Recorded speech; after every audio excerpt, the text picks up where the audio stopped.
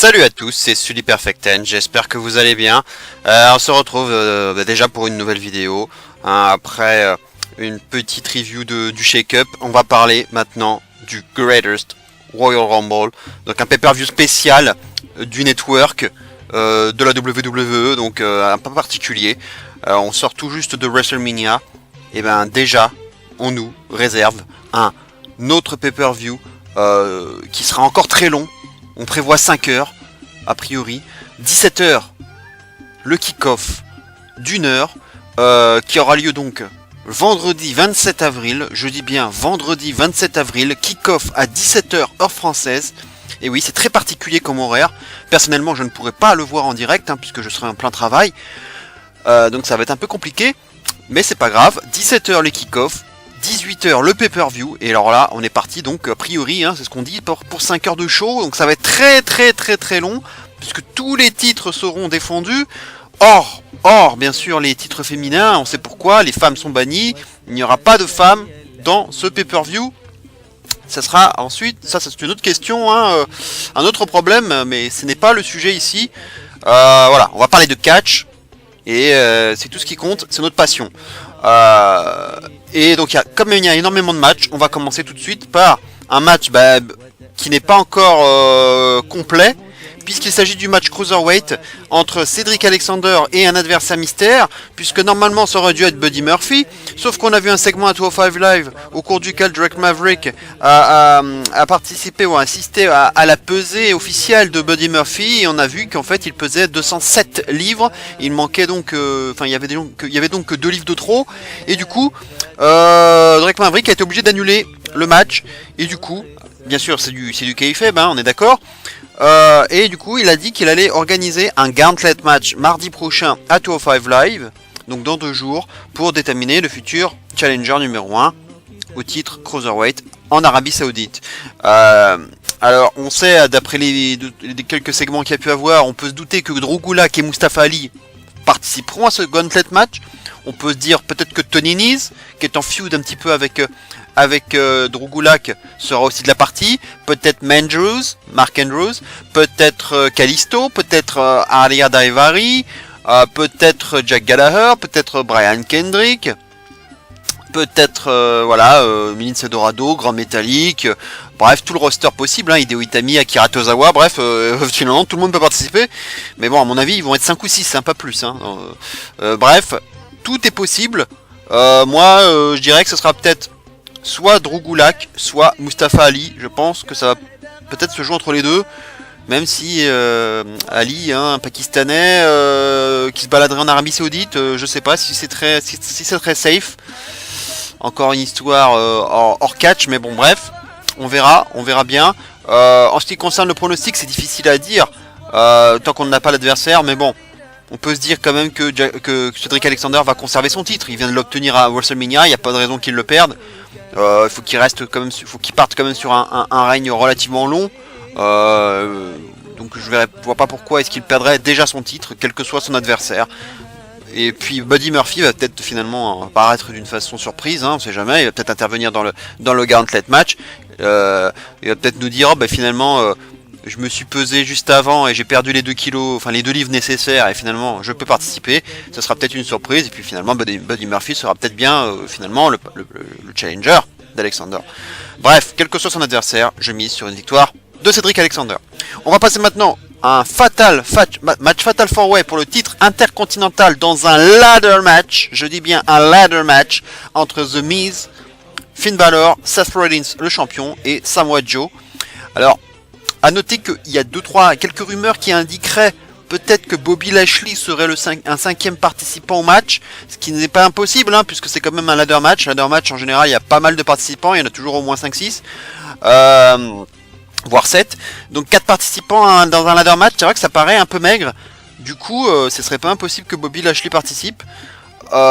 Mais honnêtement, qu'il y ait un 5e participant, voire même un 6e, ça va pas changer mon pronostic. Je vais donner la victoire à Seth Rollins, tout simplement parce que, un peu comme Alexander, il vient de gagner le titre à WrestleMania. Et puis avec ce shake-up, on a vu Jeff Hardy partir de l'autre côté à SmackDown. Du coup, je me dis, que là, quand on voit le plateau, il y a le Miz et Samoa Joe qui sont à SmackDown. Donc si le titre intercontinental est gagné par le Miz ou Joe, ça voudrait dire qu'il repartirait du côté de SmackDown. S'il repart du côté de SmackDown, ça voudrait dire qu'il faudrait aussi switcher le titre US, qu'il parte aussi à Raw. Ce qui voudrait dire, du coup, dans le match dont on va parler juste après, que Jinder Mahal gagnerait le titre. Ça fait quand même beaucoup de changements de titre et encore à nouveau des switches, je n'y crois pas. Donc pour moi, il n'y aura pas de switch de ceinture et encore des nouveaux switches de permutation, de transfert, de lutteurs. Donc le plus simple, c'est que soit le Miz, soit Seth Rollins, soit Finn Balor gagne, c'est-à-dire que le titre intercontinental reste à Raw et que dans l'autre match, Jeff Hardy gagne et que du coup le titre des États-Unis reste à SmackDown. Ce serait quand même le plus logique, même pour la visibilité, hein, parce que là le yo-yo des ceintures, ça commencerait à être un peu brouillon, et le yo-yo aussi des lutteurs par la même occasion.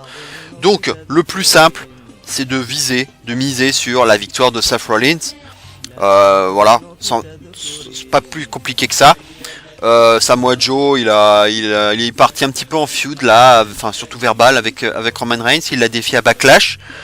Donc je pense qu'on va rester là-dessus. Samoa Joe, même s'il pourrait être champion intercontinental, hein, mais bon, du coup, s'il part, il partirait à SmackDown avec le titre, ce serait bizarre. Donc, je vais rester sur la victoire de Seth Rollins, conservation. Et bah, le Miz, il va partir à SmackDown, donc il va partir sur autre chose, soit le titre US, soit le titre suprême, parce qu'il peut aussi y avoir un méga push pour le Miz. Il le mériterait s'il pouvait avoir le titre WWE. Et puis Finn Balor, bah, il va partir aussi sur autre chose. Hein. Je pense pas qu'il gagnera le titre, même s'il pourrait, hein, en tant que membre déjà d'Euro. Bref, victoire de Seth Rollins. On va passer maintenant au match suivant. Bah, c'est ce qu'on disait. Jeff Hardy, champion des États-Unis, contre Jinder Mahal. Donc le match revanche de ce qui s'est passé dans le dernier Raw, avec cette surprise. Donc Jinder Mahal venait à peine d'arriver à Raw après le shake-up. Et du coup, Jeff Hardy est arrivé dans son dernier match, hein, à Monday Night Raw, a récupéré le titre et a fait le hold-up du siècle et il s'est barré avec la ceinture du côté de SmackDown dès le lendemain. Bref, c'était le casse du siècle et du coup, Mahal a invoqué sa rematch clause et du coup, on va avoir ce match qui a priori, à mon avis, va pas être grandiose. Hein. Je pense pas qu'on verra un grand match. Au contraire du match précédent, hein, le match par échelle et intercontinental, il va avoir de la gueule. Je pense que ça va être vraiment pas mal du tout. Autant celui-là, ça va pas être fameux. Hein, je pense j'en attends pas grand-chose au niveau catch. Même avec un Jeff Hardy, voilà, contre Mahal, ça va pas être très beau à voir, je pense. Donc conservation pour moi du titre par Jeff Hardy qui vient d'arriver, qui vient de prendre le titre. Il vient d'arriver du côté de SmackDown et comme je vous disais, je vois pas mal prendre le titre. Et du coup, ce qui obligerait le titre intercontinental à repasser du côté de SmackDown en contrepartie. Et du coup, ce qui obligerait le Miz ou Samoa Joe à l'emporter. Bref, ça fait quand même beaucoup de complications. On va pas se prendre la tête. Hein. En gros, c'est quand même un live show. C'est pas non plus un pay-per-view officiel de la WWE. Hein. C'est qu'un show spécial du network. Il va y avoir sûrement peut-être une ou deux surprises. Mais là, pour le coup, je vois pas de changement. Donc victoire de Jeff Hardy qui va probablement ensuite défendre son titre face à Randy Orton à Backlash. Mais alors ça, on aura le temps d'en reparler parce que là, on va éviter de toute façon un Orton Mahal, hein, je pense, puisqu'ils sont pas dans la même brand. Bref, il n'y aura pas d'Orton Mahal et c'est tant mieux comme ça. On va passer maintenant au match suivant, un match de championnat par équipe de SmackDown entre les Bludgeon Brothers, les champions en titre, et les Usos. Donc les BB ont remporté les titres fraîchement à WrestleMania.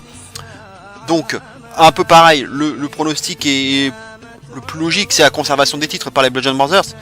Je pense qu'il n'y a pas trop de doute là-dessus, ce sont des démolisseurs. Ils sont en plein push. Pour l'instant, il n'y a personne pour les battre. Alors en plus, ils ont renforcé le roster avec Sanity et The Bar et The Club notamment. Donc je pense que ça va. S'il y a bien une tag team qui pourrait les battre, ce serait peut-être plus Sanity ou The Bar. Mais voilà, les Usos, je pense que là, ça va. Ils ont eu les titres pas mal de fois avec les New Day.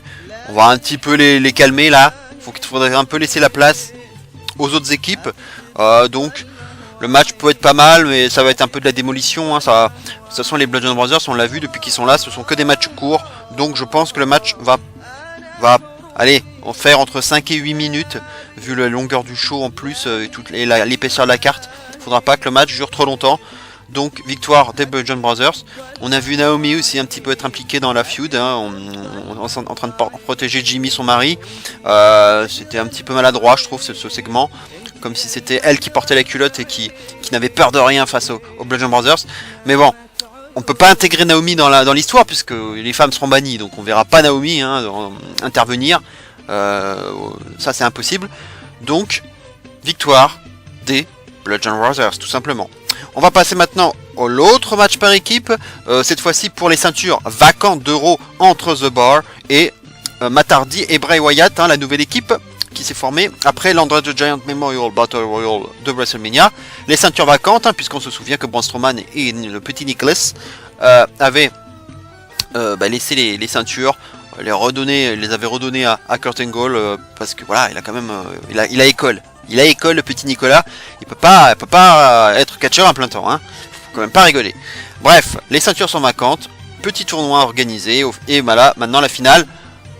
Absolument sans surprise, The Bar contre Matt Hardy et Bray Wyatt. Hein, on pouvait s'en douter qu'on aurait cette finale. Le push là, il est vraiment pour Hardy Wyatt, hein, ceux qui sont sur la pente ascendante. Et puis évidemment, The Bar est parti à SmackDown. The Bar est parti à SmackDown. Donc quel intérêt de donner les ceintures à The Bar, qui en plus sont quadruple champions d'Euro. Bref, absolument aucun intérêt à redonner les ceintures à The Bar. Donc le pronostic est simple, victoire de Matt Hardy et Bray Wyatt, ça ne fait aucun doute. Au moins on peut dire que tout ce shake-up facilite quelque peu les choses au niveau des pronostics de ce show. À moins vraiment de grosses surprises et de nouveaux switch, mais ça paraîtrait quand même très bizarre. Donc le momentum il est pour Bray Wyatt et Matt Hardy, donc voilà, on y va. Il en a besoin d'une team face. Voilà, il faut leur donner les titres. Et on verra bien ce que ça donnera entre ces deux-là. Mais le momentum, il est clairement pour Bray Wyatt et donc Matt Hardy. Donc il faut leur donner les titres. Et il n'y aura pas d'autres possibilités que ça. Hein. Et puis on a vu qu'il y avait Kevin Owens et Sami Zayn, et Dolph Ziggler et Drew McIntyre. Donc deux équipes potentielles heel, qui peuvent donc du coup feuder avec des champions face. Donc ça irait très bien pour Hardy et Wyatt. Voilà, donc tout le chemin est tracé, la route est tracée, victoire d'Hardy et Wyatt. On va passer maintenant au match suivant. Alors un match un peu festif, voilà, entre John Cena et Triple H, deux vétérans des rings, match un peu old school, voilà, entre deux grands noms de la WWE, deux futurs Hall of Famer. Voilà, il n'y a pas grand chose, il n'y a pas de construction, il n'y a rien, absolument rien. John Cena il a complètement disparu suite au squash qu'il a reçu face à l'Undertaker à WrestleMania. Triple H, il a disparu depuis aussi sa défaite en 2 contre 2 à WrestleMania. Donc les deux vont faire leur grand retour. Concernant le match, John Cena quand même, victoire de John Cena. Triple H il perd tous ses matchs. Triple H, on le voit, il perd tous ses matchs. Il a perdu contre Rollins, il a perdu le 2 contre 2. À part ce match contre Sting là, qui était lamentable, de faire perdre Sting. Mais sinon, c'est lui qui perd les matchs, quoi. Il a perdu contre Reigns aussi, hein, bien sûr. Bref, il est sur quand même une petite série de défaites là, Triple H. Mais bon, faut pas déconner, victoire de John Cena. Ça fera plaisir au public saoudien. Donc voilà. Il n'y a rien d'autre à dire de plus. Et puis Cena, après ce squash, cette humiliation, il peut pas rester sur une deuxième défaite comme ça, quoi. Donc surtout contre un vétéran. Donc une deuxième défaite de suite contre un vétéran, ça ferait quand même beaucoup. Donc je vais quand même donner la victoire à John Cena. Voilà, il n'y a pas de stipulation, hein, c'est un match comme ça. Ça va peut-être faire 10-12 minutes, mais voilà, je vois pas trop autre chose, donc une victoire de John Cena. On va passer maintenant au match suivant, et oui, l'Undertaker, et oui, on n'est pas à WrestleMania, mais le Taker va lutter, oui, ça c'est assez rare pour être signalé, contre Rusev, finalement, dans un casquette match. Alors oui, pourquoi finalement? Parce que on nous a vraiment mené en bateau, là, avec Jericho, puis finalement Rusev, oh puis non, puis c'est Jericho, ah ben non mais c'est Rusev, ah ben non mais c'est Jericho, ah ben non mais c'est Rusev, bref, on avait ras le cul. Lana qui disait oh bah non non non on va pas non non Rousseff ne comprendra pas contre Taker, non non non non, et puis finalement oh bah non mais finalement non, il sera là, il sera bien là. Bref, c'est bien, ça sera bien Rousseff. Jericho participera à la bataille royale pour sa part. Le pauvre Rousseff, j'ai bien peur qu'il se fasse enterrer au sens propre comme au figuré, hein, dans ce casquette match de cercueil. Et puis Taker, il est imprenable. Taker, il est imprenable dans les matchs de cercueil. C'est son match. Absolument impossible qu'il perde. Le match, à mon avis, risque d'être court, hein, parce que bon, vu la santé de Taker, même s'il a semblé un petit peu en meilleure mine, en meilleure forme à WrestleMania, je pense qu'il n'est pas capable de faire un match de 10 minutes, quoi. Donc ça va durer, je dirais 5 minutes, entre 5 et 8. Allez, un petit match comme ça, 5, 7, 8 minutes. Ça sera déjà pas mal. Mais bon, j'espère que Rousseff ne sera pas squashé non plus. Un match cercueil quand même, ça mérite quand même un peu de temps, un peu de construction. Avec, en général, les matchs de cercueil, il y a toujours un petit teasing avec Taker qui sera au bord de rentrer dans le cercueil, et puis finalement au dernier moment, il sera dans le cercueil, mais finalement, il va tendre le bras, il va empêcher le couvercle de se refermer, et Rousseff va reculer, Taker va revenir dans le ring, et puis voilà, au final, Tombstone Pine Driver. Et voilà, on va le rouler dans le cercueil et puis terminer. Pour moi, ça va être un peu ce genre de scénario. C'est du classique Taker et ça fera également plaisir à la foule. Donc, victoire de l'Undertaker, tout simplement. Match suivant. Alors là, on rentre dans les gros matchs. Match de championnat de la WWE entre AJ Styles et Shinsuke Nakamura. Le nouveau Nakamura, un Nakamura 2.0 qui est maintenant heel. Un peu psychopathe, qui est bien plus convaincant d'ailleurs comme ça. Le briseur de couilles là, le low blower invétéré, il arrête pas de le faire. Donc en tout cas voilà, moi je le préfère comme ça. Nakamura, il a changé de visage, je le trouve bien plus convaincant comme ça. Même quand il dit en promo don't no speak English, I don't speak English. Faut pas qu'il le dise trop souvent parce que ça va finir par saouler tout le monde. Mais il devient un peu plus cynique, il troll comme un gros porc, et ça me plaît davantage. Maintenant sur le ring, il va falloir vraiment montrer quelque chose d'autre. J'espère que ce heel turn va lui être profitable, parce que là pour l'instant, depuis qu'il est face, depuis qu'il est là dans le main roster, il m'a jamais convaincu. Et le match de WrestleMania, vous le savez, si vous m'avez écouté dans ma review du WrestleMania, là c'était encore très décevant pour un soi-disant dream match. Bref, le pronostic. Alors, beaucoup de gens vont me dire qu'il va conserver son titre, Styles. Et ben moi, je vais quand même tenter la surprise. Parce que quand même, c'est chaud, faire un show pareil, quand même, de grande ampleur, en Arabie Saoudite, dans un stade magnifique, qui est vraiment énorme. Moi, j'ai envie de croire qu'il va y avoir quand même 2-3 surprises dans ce show. Et pour moi, l'une de ces surprises, ça va être ça. Victoire de Nakamura, nouveau champion de la WWE, ça serait déjà un gros choc. Pourquoi ? Parce que Styles a battu Nakamura clean à WrestleMania. Il lui a porté un Styles Clash, il a contré le Kinshasa en Styles Clash, terminé 1-2-3. Si il bat à nouveau Nakamura, que faire ensuite derrière ? Que faire de la feud ? Que faire de Nakamura qui vient de turner heel après avoir perdu 2 matchs clean ? Que faire ? Et puis Nakamura, il va pas faire un low blow. Ça serait complètement stupide. Il peut gagner le titre. Il va pas porter un low blow et se faire disqualifier comme un bâtard. Alors la seule, pour moi, la possibilité, alors comme on voit beaucoup faire ça justement, je pense que s'il y a low blow pendant le match, ce sera dans le dos de l'arbitre et que ce sera, je dirais, le move, le geste qui va lui permettre de gagner le match derrière. Ça serait exactement ce qu'il faudrait faire même pour consolider ce heel turn. Je pense qu'il va y avoir un bum d'arbitre, une couille avec l'arbitre. L'arbitre va être un peu KO et que pendant ce temps-là, Nakamura va en profiter avec un low blow et il va ensuite en profiter derrière avec un petit péquet, un Kinshasa ou autre. Bref, je pense qu'il va s'imposer en gros heel, en gros bâtard avec un low blow. Pour moi, c'est l'évidence. C'est l'évidence parce qu'il ne peut pas gagner sur un low blow avec un arbitre présent, on va dire, un arbitre lucide, sinon il se fait disqualifier et c'est complètement débile. Donc pour moi il va l'utiliser de façon rusée, donc dans le dos de l'arbitre. Donc je vois bien ce genre de scénario. Et donc un nouveau champion, ça consoliderait, enfin ça consoliderait du coup son heel turn. Ça le concrétiserait davantage, ça le matérialiserait, et là il partirait sur autre chose. Et puis du coup on pourrait avoir un rematch à Backlash. Évidemment, un rematch à Backlash. Parce que on peut pas faire un match numéro 3 à Backlash avec un Styles encore champion. Non, on peut pas. Et même si Styles gagne par disqualification, bah qu'est-ce que tu veux faire derrière? Pourquoi est-ce qu'il y aura un match numéro 3? Non, j'y crois pas. Je vais donc miser sur une petite surprise, sur la victoire de Nakamura, donc nouveau champion de la WWE. Et oui, ça va être... Et puis bon, on est quand même en Arabie Saoudite, hein, on se rapproche de l'Asie. Donc va peut-être falloir faire plaisir un peu aux Asiatiques. Donc faut pas oublier ça aussi, un peu de géopolitique dans tout ça. Donc faire gagner un Japonais. Ils seront peut-être nombreux d'ailleurs les Japonais dans le public, hein, on sait jamais. Donc victoire de Nakamura. Match suivant, donc le gros match, hein, match comptant pour le championnat universel entre Brock Lesnar, le champion, et Roman Reigns dans un Steel Cage match.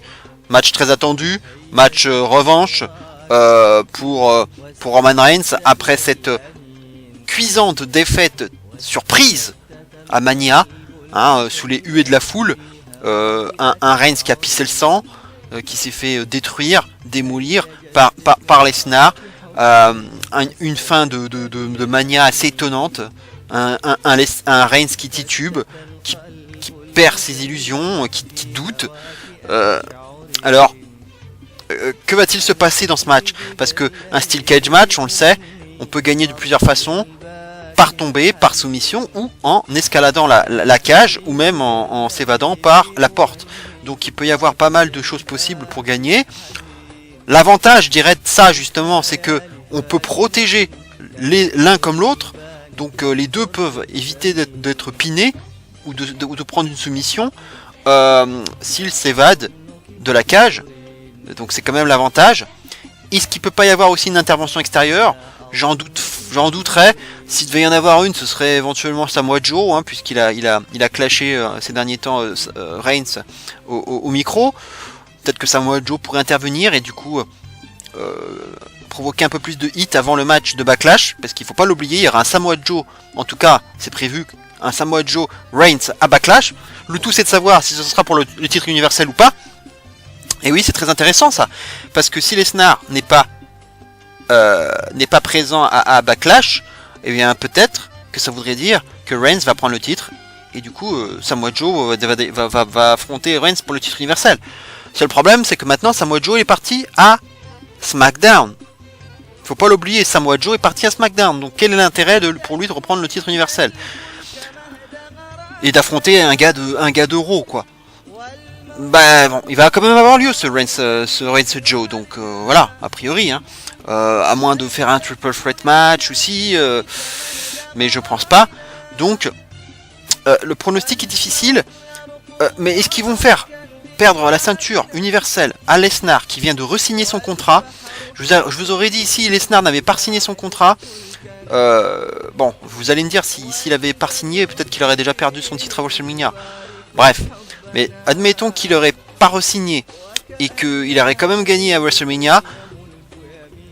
Je vous aurais dit, ouais, victoire de Reigns, qui peut pas perdre deux fois.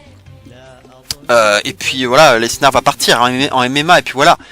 Le problème, c'est qu'il a re-signé. Il a re-signé, et je pense qu'on va encore en avoir un petit peu pour quelques temps avec un Lesnar champion universel, peut-être même pour battre des records.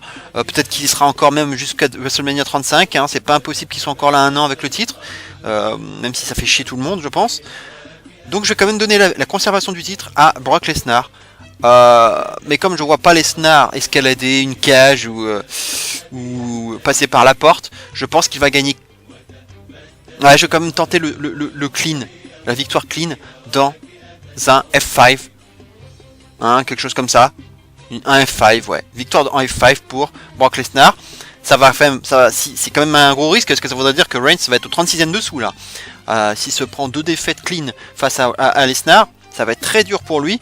Mais ça pourrait aussi mettre un peu plus ça pourrait donner plus de crédit à Samoa Joe, justement, en disant que justement à chaque fois il se fait battre par Lesnar, qu'il est faible face à lui.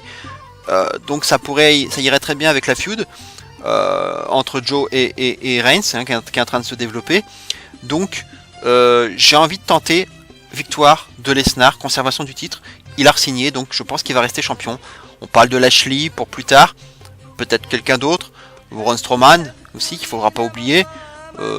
Bref, on verra bien. Mais pour l'instant, je vais quand même donner la conservation du titre à Brock Lesnar, parce que si le titre WWE change demain, comme je vous le disais juste avant, je pense pas que le titre universel changera également demain, ça va faire un peu beaucoup.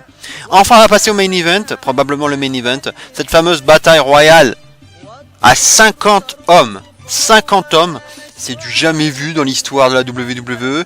Il y a énormément de possibilités, de surprises. Forcément, il va y avoir des noms assez étonnants qui vont venir participer. Je peux déjà vous donner les noms officiels que la WWE donc les noms que la WWE a annoncé, hein, sur son site. Il y en a 18. Hein.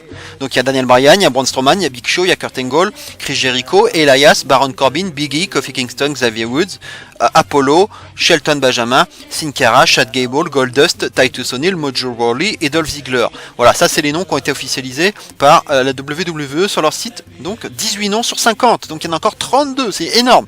C'est énorme. Il va y avoir encore d'autres noms. En ce qui concerne les favoris, j'ai envie de vous dire Braun Strowman. Forcément, Braun Strowman, il a le momentum.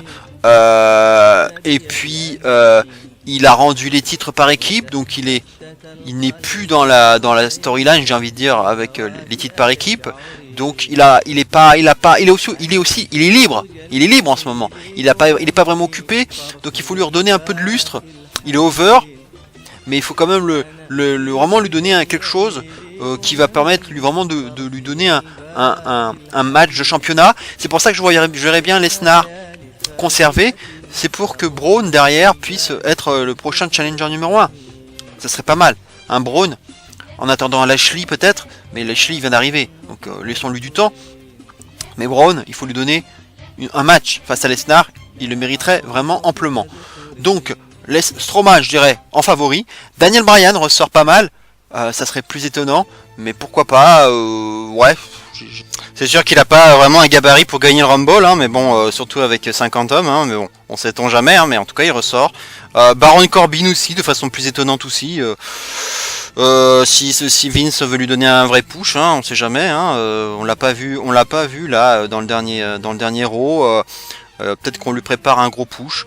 Bobby Lashley évidemment en tant que big man, nouvel arrivant, Bobby Lashley, Big Cass là qui a fait une entrée fracassante en portant une big boot à Daniel Bryan. Chris Jericho donc qui sera du coup pas dans le casquette match mais du coup au Rumble pour son grand retour, ça peut être sympathique. Elias peut-être aussi pour le féliciter, le récompenser de son travail, de son bon travail. Rey Mysterio, on parle beaucoup de Rey Mysterio aussi comme arrivant, comme grand retour. Vu qu'il y aura 50 hommes, c'est bien entendu pas impossible, puisque de toute façon il va y en avoir des noms surprises. Donc Rey Mysterio, c'est envisageable. On peut passer à Samoa Joe, à Finn Balor, à Randy Orton, à Rusev, à Sami Zayn, à Almas, Brock Lesnar. Alors, est-ce qu'ils vont mettre des participants à d'autres matchs, à des matchs d'avant? Brock Lesnar, Roman Reigns, ça serait un peu un troll s'ils nous mettent un Roman Reigns là. Mais bon, de toute façon, il n'y a pas de récompense au bout. Il n'y a qu'une coupe a priori. Hein, ils ont parlé d'une coupe, d'un trophée. Il n'y aura rien de plus. Hein. Il n'y a même pas de title shot. S'il y avait un title shot, j'aurais envie de vous dire que Reigns, après avoir perdu contre Lesnar, il pourrait venir participer. Là, je vous aurais peut-être mis Reigns. Mais là, il n'y a qu'une coupe, il n'y a rien de plus. Donc, je ne vais pas mettre Roman Reigns. Voilà, Dolph Ziggler, Jeff Hardy Mal, je pense pas. Kevin Owens, Seth Rollins. Kane, mais apparemment il va pas y être puisqu'il a aussi d'autres obligations, hein, en tant que peut-être futur maire. Voilà, il y a pas mal de noms. Il va y avoir sûrement des grandes surprises. On parle de Shane McMahon également. Il y aura pas mal, je pense, de noms, hein, de toute façon 50, mais il y aura sûrement peut-être des gens qui ne sont même pas à la WWE. Peut-être des nouvelles recrues, mais alors là, vu qu'on vient de sortir du shake-up avec des entrées de la NXT, ça ferait énormément de monde. Par contre, des gens de la NXT qui pourraient s'ajouter, ça serait pas impossible. Faudrait pas non plus exclure des arrivées de la NXT. Bref, en tant que favori, Strowman, Bryan, Corbin, Bobby Lashley, Big Cass, Chris Jericho, Elias, Rey Mysterio. Voilà un peu les noms possibles pour le vainqueur, mais c'est très difficile de faire un pronostic puisque voilà, ça sort de nulle part. Il n'y a pas d'enjeu particulier, il y a juste un trophée. Donc ça peut être un peu tout le monde, ça peut être random, un peu comme la bataille royale d'André le Géant, aussi bien masculine que féminine d'ailleurs, où il ressortent un nom comme ça, sans qu'il y ait rien derrière. Bref, voilà, il faut pas en attendre grand chose. Voilà ce qu'on pouvait dire donc sur les pronostics de The Greatest Royal Rumble, donc qui aura lieu, je répète, vendredi prochain, vendredi 27 à 18h, et probablement toute la soirée, hein, jusqu'à 23h au moins, avec un kick-off à 17h, un kick-off d'1 heure. Alors il peut y avoir des changements, hein, parce que je vous fais mes pronostics dimanche, donc assez nettement à l'avance. Il y aura peut-être des changements sur la carte, forcément on va savoir l'adversaire d'Alexander, mais je vous l'ai dit, peu importe qu'il soit, qui il sera, pour moi, Alexander conservera. Peut-être que Bobby Lashley va s'ajouter au match intercontinental, ou il y aura peut-être d'autres surprises, hein, selon ce qui va se passer à Raw et à SmackDown, mais voilà, on peut pas, tant pis, hein, on verra bien, on va s'en tenir à ça. Voilà, en tout cas, je vous souhaite à tous un très bon dimanche. On se retrouve très bientôt pour probablement les réactions de ce pay-per-view le week-end prochain. Donc, émission spéciale consacrée aux résultats et à mes réactions sur ce pay-per-view, The Greatest Royal Rumble. Et voilà, on entrera un peu plus tard dans Backlash. Ça, ce sera pour la semaine d'après. Voilà, passez tous un très bon dimanche. Profitez bien du soleil. Et d'ici là, bien entendu, n'oubliez surtout pas, vive le catch. Ciao à tous.